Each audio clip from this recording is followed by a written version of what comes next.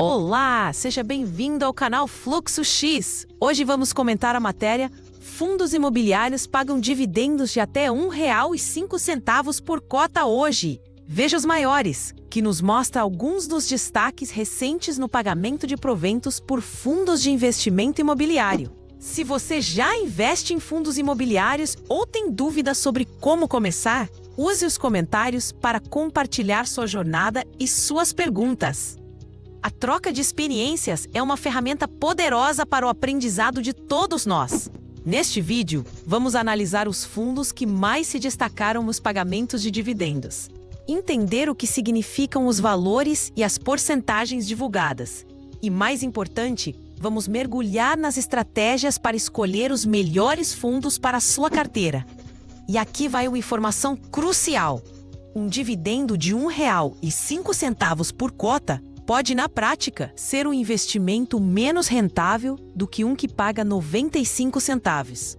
Entender essa diferença é o primeiro superpoder do investidor. O mercado de fundos imobiliários, conhecidos pela sigla FIIs, é uma das portas de entrada mais acessíveis para quem deseja viver de renda passiva, recebendo o equivalente a aluguéis todos os meses, sem a necessidade de comprar um imóvel físico. Recentemente, alguns fundos chamaram a atenção pelos valores robustos distribuídos aos seus cotistas. E vamos começar por eles. O fundo Hotel Max Invest, cujo código de negociação na bolsa é HTMX11, anunciou o maior valor absoluto, pagando R$ 1,05 por cada cota. Esse valor, quando comparado ao preço da cota no mercado, resultou em um dividend yield, ou seja, um rendimento de 0,75% no período. Logo em seguida, tivemos o Risa Terrax, de ticker RZTR11, um fundo voltado para o agronegócio que confirmou o pagamento de R$ 1 por cota.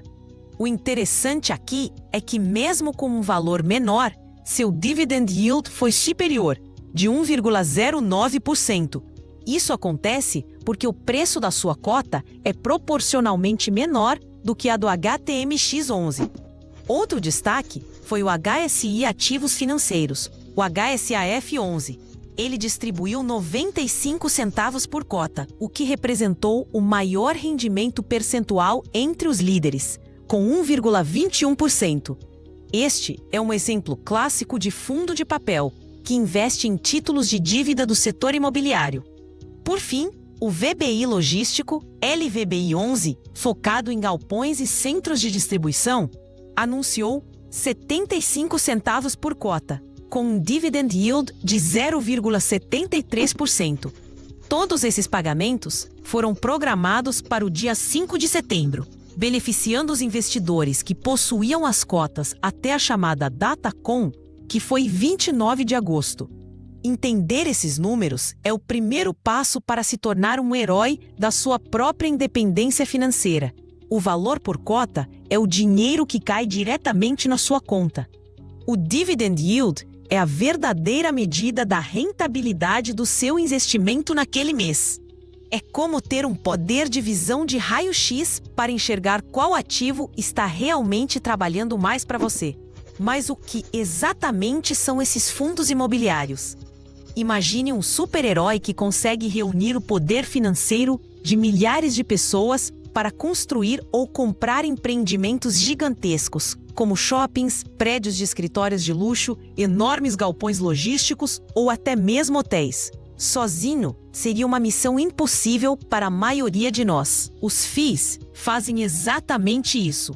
Eles são como um condomínio de investidores que juntam seus recursos. Um gestor profissional, uma espécie de mentor estratégico, utiliza esse dinheiro para investir em ativos imobiliários. Os lucros gerados, principalmente através de aluguéis, são então distribuídos aos investidores, na proporção de quantas cotas cada um possui. A grande magia e a principal lei que rege esse universo é que os fundos imobiliários são obrigados por lei a distribuir, no mínimo, 95% de seus lucros aos cotistas a cada semestre. Na prática, a grande maioria faz essa distribuição mensalmente, o que cria um fluxo de renda passiva constante, como um superpoder que se recarrega todos os meses. Para enfrentar os vilões do mercado, como a inflação e as más escolhas de investimento, é fundamental conhecer os diferentes tipos de FIIs, cada um com seus próprios poderes e vulnerabilidades. Eles se dividem principalmente em algumas grandes categorias. A primeira e mais famosa é a dos fundos de tijolo. Esses são os que investem em imóveis físicos palpáveis. É o caso do Hotel Maxinvest e do VBI Logístico que citamos. Dentro dessa categoria, existem vários subtipos, cada um focado em um segmento específico do mercado imobiliário. Temos os fundos de shoppings, que ganham com o aluguel das lojas e, muitas vezes, com uma porcentagem do faturamento delas. São investimentos que dependem diretamente do poder de consumo da população. Em tempos de economia aquecida, eles podem ser verdadeiras máquinas de gerar renda. Existem também os fundos de lajes corporativas, que são bônus de andares ou prédios inteiros de escritórios em grandes centros urbanos. Seus inquilinos são grandes empresas, o que geralmente garante contratos de aluguel longos e mais seguros. O vilão aqui pode ser o trabalho remoto, que diminuiu a demanda por escritórios em alguns locais. Os fundos de galpões logísticos, como o LVBI 11, se tornaram os queridinhos durante o boom do comércio eletrônico.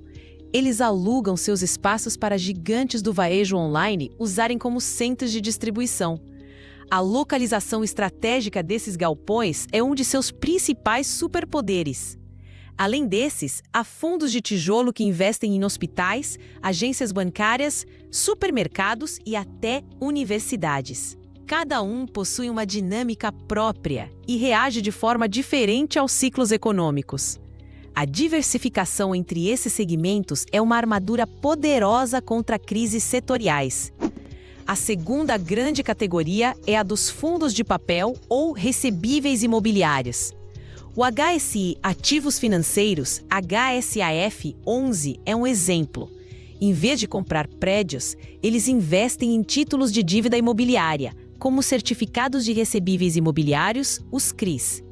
Pense neles como se o fundo estivesse emprestando dinheiro para construtoras ou para grandes projetos imobiliários e recebendo juros por isso. Esses juros, geralmente atrelados a índices como a inflação ou a taxa CDI, são o que gera o rendimento a ser distribuído. O superpoder dos fundos de papel costuma ser um dividend yield mais elevado. A vulnerabilidade, seu ponto fraco, é o risco de crédito. Se o devedor daquele título não pagar a dívida, o fundo pode sofrer um calote, o que impactaria seus rendimentos. Por isso, a qualidade da gestão e a análise da carteira de crédito são vitais. Uma terceira categoria são os fundos de fundos, ou FOFs. A estratégia desses fundos é, em vez de comprar imóveis ou CRIs diretamente, comprar cotas de outros fundos imobiliários. É uma forma de obter diversificação com um único investimento, como um herói que comanda uma equipe de outros heróis. A vantagem é que o gestor do FOF faz o trabalho de escolher os melhores fundos do mercado para você. A desvantagem é que existe uma dupla camada de taxas: a taxa de administração do próprio FOF e as taxas dos fundos em que ele investe. Por último, temos os fundos de desenvolvimento, que investem na construção de imóveis para depois vendê-los. São os mais arriscados, como um herói em início de carreira, com um potencial de ganho enorme, mas também com um risco de falha muito maior, já que a obra pode atrasar ou o imóvel pode não ser vendido pelo preço esperado. E não podemos esquecer dos fiagros, como o RISA Terrax. Eles são uma classe mais recente de fundos, focados exclusivamente no agronegócio, investindo em terras, armazéns de grãos ou em títulos de dívida do setor. O Brasil, como potência agrícola, oferece um campo vasto para esses fundos prosperarem. Agora que você conhece os tipos de heróis, precisa aprender a analisar seus poderes para montar a sua própria Liga da Justiça Financeira. A escolha de um fundo imobiliário não pode ser baseada apenas no valor do dividendo do último mês. Isso seria como julgar um herói por uma única batalha. O primeiro indicador a se aprofundar, além do dividend yield, é o P sobre VP, que significa preço sobre valor patrimonial. O valor patrimonial é, de forma simplificada, quanto o fundo valeria se todos os seus ativos fossem vendidos pelo preço justo de mercado. Quando você divide o preço da cota na bolsa pelo valor patrimonial por cota, encontra esse indicador. Se o resultado for igual a 1, significa que o preço está justo. Se for menor que 1, digamos 0,9, pode indicar que o fundo está sendo negociado com um desconto de 10%, ou seja, está barato. Se for maior que 1, como 1,1, ele estaria com um ágio de 10%. Mas cuidado, esse não é um poder absoluto. Um fundo pode estar barato por um bom motivo, como um imóvel de má qualidade ou um inquilino com problemas financeiros. É preciso investigar a causa do desconto. Outro fator crucial é a liquidez. Isso mede a facilidade com que você consegue comprar ou vender as cotas de um fundo no mercado. Fundos com alta liquidez, negociados milhões de reais todos os dias, permitem que você entre ou saia da sua posição rapidamente, sem dificuldades. Fundos com baixa liquidez podem se tornar uma armadilha, onde você fica preso sem conseguir vender suas cotas pelo preço que deseja. Para os fundos de tijolo, a análise da vacância é indispensável. A vacância física é a porcentagem de imóveis do fundo que estão desocupados, sem gerar aluguel. Uma vacância alta é um sinal de alerta vermelho, um vilão que está drenando os lucros do fundo. É preciso analisar também a qualidade dos ativos e dos inquilinos. Um prédio moderno, bem localizado com certificações de sustentabilidade, tem muito mais valor e poder de atrair bons inquilinos do que um antigo e mal conservado. Da mesma forma, ter como inquilinos empresas sólidas, com contratos de aluguel de longo prazo, oferece uma segurança muito maior. A diversificação dentro do próprio fundo também é uma armadura. Um fundo que possui um único imóvel e um único inquilino tem um risco gigantesco. Se aquele inquilino sair, a renda do fundo vai a zero. Fundos com dezenas de imóveis e centenas de inquilinos diferentes são muito mais resilientes. Por trás de todo grande herói, há um grande mentor. No caso dos FIIs, esse mentor é a equipe de gestão. Pesquisar sobre a gestora do fundo, sua experiência no mercado, seu histórico de resultados e sua transparência na comunicação com os investidores é uma das tarefas mais importantes. Uma boa gestão tem o poder de transformar um bom ativo em um ativo excelente. Assim como todo herói tem suas fraquezas, todo investimento possui riscos. Ignorá-los é o caminho para a derrota. O primeiro é o risco de mercado. As cotas dos FIIs são negociadas na Bolsa de Valores e seus preços sobem e descem diariamente, influenciados pelo humor dos investidores, notícias econômicas e fatores políticos. O segundo grande vilão é a taxa de juros, a Selic. Quando a Selic sobe muito, os investimentos de renda fixa, como Tesouro Direto, que são considerados os mais seguros, se tornam mais atraentes. Isso pode fazer com que alguns investidores vendam suas cotas de FIIs para migrar para a renda fixa, pressionando os preços para baixo. Nos fundos de papel, o risco de crédito, como já mencionamos, é o principal monstro a ser combatido. É o perigo de o devedor do título não honrar seu pagamento. Uma gestão competente minimiza esse risco escolhendo devedores com boa saúde financeira e exigindo garantias robustas.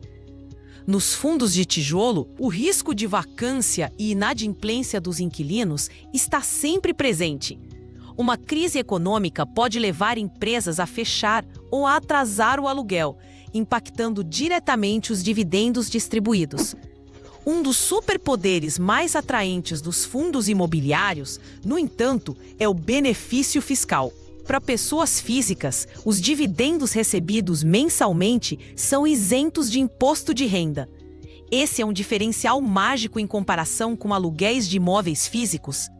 sobre os quais incide imposto. Para ter direito a essa isenção, o investidor precisa possuir menos de 10% das cotas totais do fundo, e o fundo precisa ter, no mínimo, 50 cotistas. A grande maioria dos fundos listados na Bolsa atende a esses requisitos, tornando a isenção uma regra geral.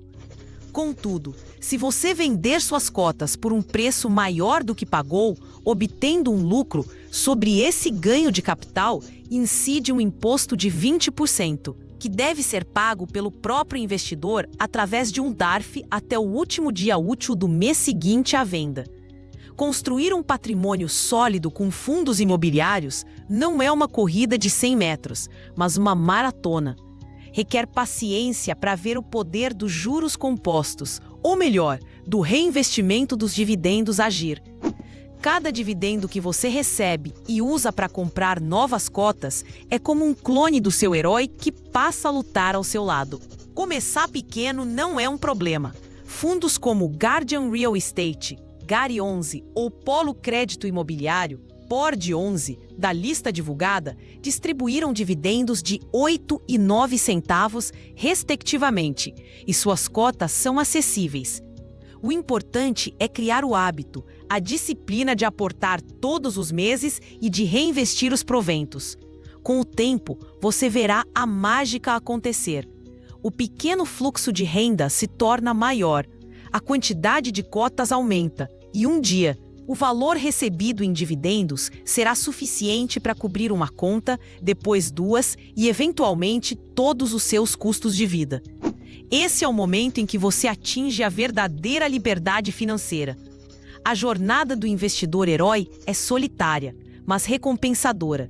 Exige estudo contínuo, disciplina para seguir o plano, mesmo quando o mercado está em pânico, e a sabedoria para entender que a construção de riqueza é um projeto de longo prazo, onde a consistência derrota a genialidade impulsiva. Agradeço por sua companhia neste vídeo. Explore outros conteúdos do nosso canal para continuar aprimorando seus superpoderes financeiros.